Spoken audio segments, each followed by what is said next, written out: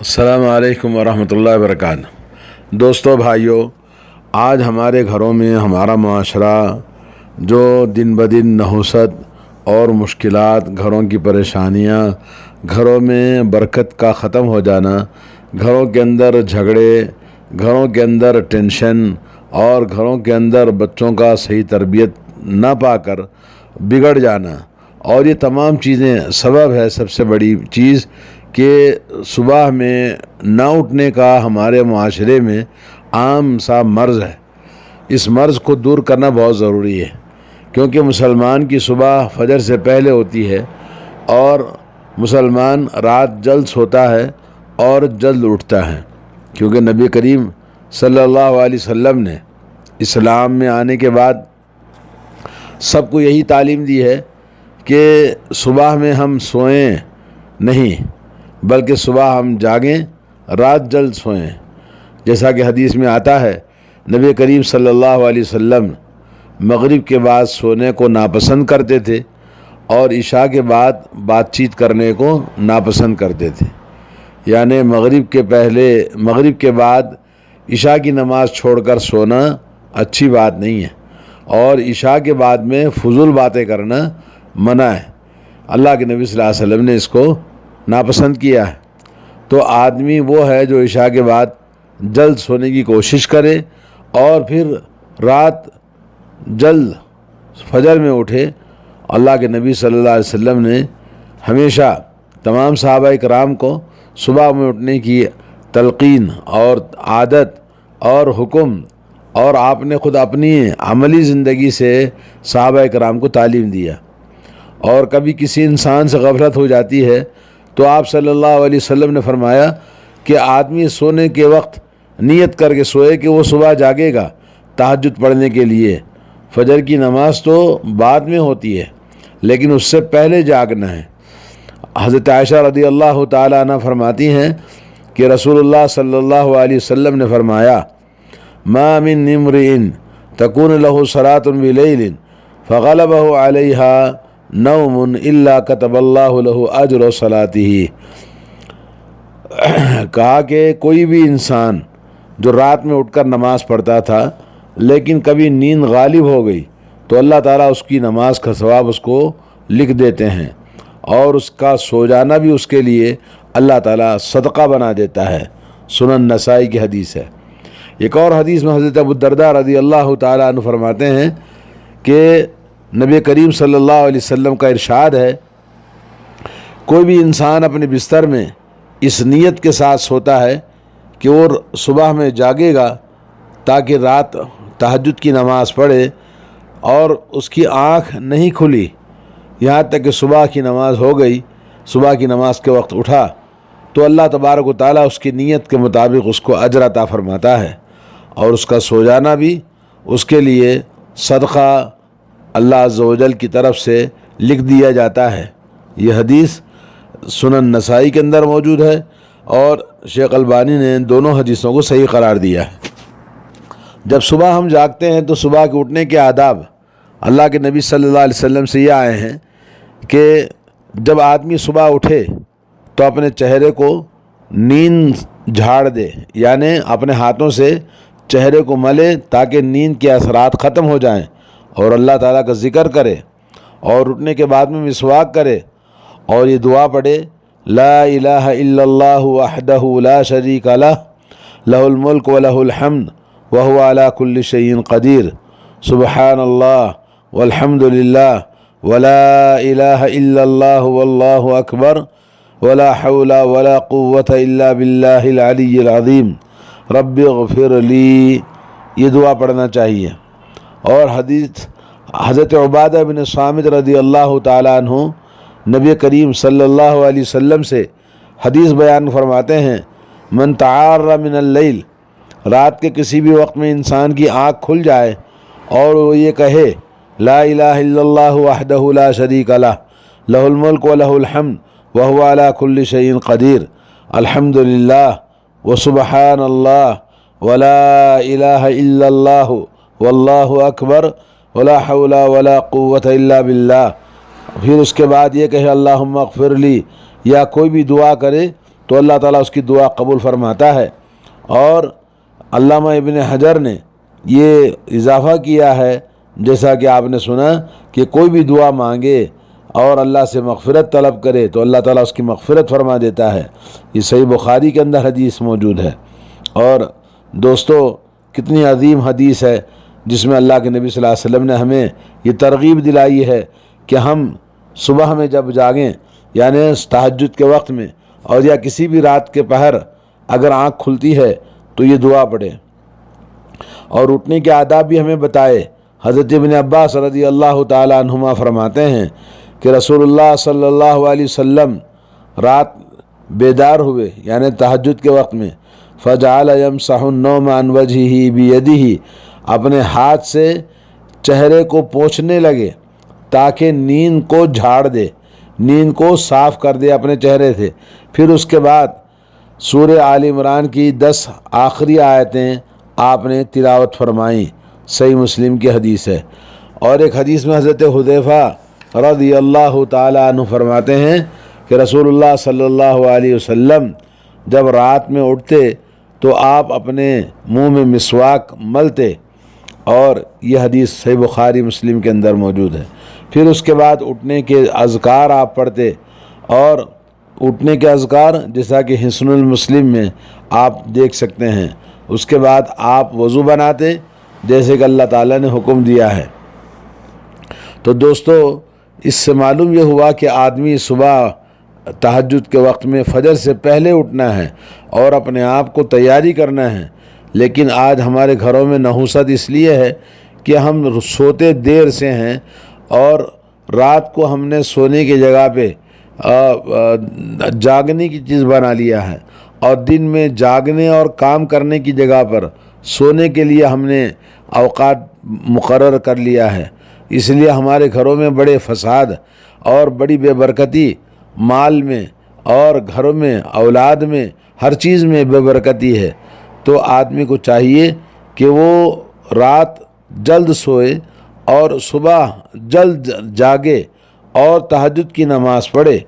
اور نبی کریم صلی اللہ علیہ وسلم کا جیسا کہ آپ نے طریقہ آپ نے دیکھا اور صحابہ کرام نے اس طریقے کو اپنایا۔ نبی کریم صلی اللہ علیہ وسلم رات میں جاگتے۔ حضرت عائشہ فرماتی ہیں کہ رسول اللہ صلی اللہ علیہ وسلم جب رات میں جاگتے فجر سے پہلے تو آپ پہلے 2 ہلکی رکعتیں نماز پڑھتے، اور اس کے بعد میں پھر اور آگے تہجد کی نماز آپ پڑھتے۔ صحیح مسلم کی حدیث ہے۔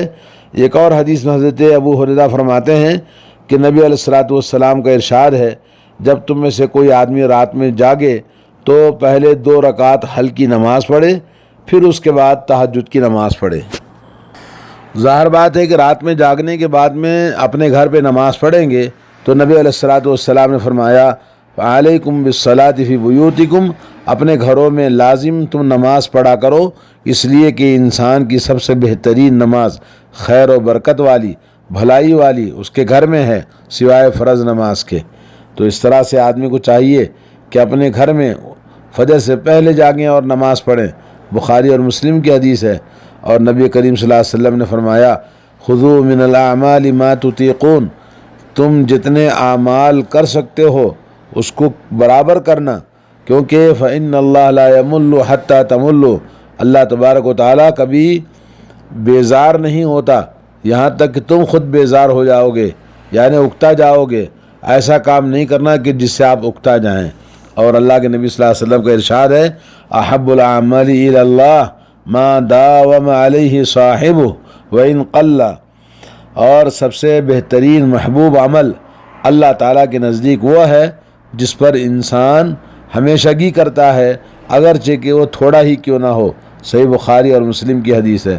حضرت عبداللہ بن عمر بن العاص رضی اللہ تعالی عنہما نے کہا کہ مجھ سے نبی علیہ الصلوۃ والسلام نے فرمایا یا عبداللہ لا تکن مثل فلان کان یقوم اللیل ثم فترک قیام اللیل، اے عبداللہ تم فلاں آدمی کی طرح نہ ہو جانا جو رات میں اٹھ کر نماز پڑھا کرتے تھے پھر وہ انہوں نے چھوڑ دیا، ایسا نہیں کرنا۔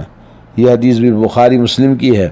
تو معلوم یہ ہوا کہ آدمی کو صبح میں جاگنا اور تہجد کی نماز پڑھنا، اللہ کے نبی صلی اللہ علیہ وسلم نے فرمایا جب تم میں سے کوئی آدمی جاگے اور اس کو جاگنے کے بعد ابھی نیند میں غلبہ ہے اور ابھی اس کو اونگ آ رہی ہے تو اس کو چاہیے کہ وہ سو جائے یہاں تک کہ اس کی نیند مکمل ہو جائے، اور جب اٹھے تو نماز پڑھے، اور نماز میں چستی ہونا چاہیے اور نیند کا غلبہ نہیں ہونا چاہیے۔ ظاہر بات ہے جو آدمی رات میں جاگے گا اس کے اوپر نیند کا غلبہ رہے گا، تو اللہ کے نبی نے فرمایا کہ ممکن ہے وہ اللہ تعالیٰ سے مغفرت مانگنے کے بجائے اپنے آپ کو برا بھلا کہہ دے گا، گالی ولی دے دے گا۔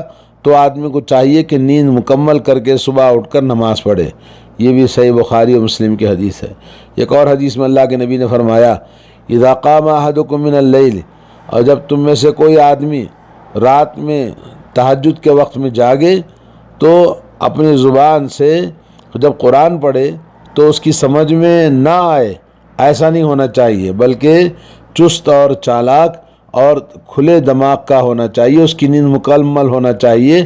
اور اگر نیند کا غلبہ ہے تو قرآن پڑھے گا تو الٹا سیدھا کچھ بھی غلط پڑھ دے گا، تو اس لیے اس کو چاہیے کہ وہ سو جائے، اچھی نیند مکمل کرے، اس کے بعد تہجد میں جاگے اور قرآن کی تلاوت کرے۔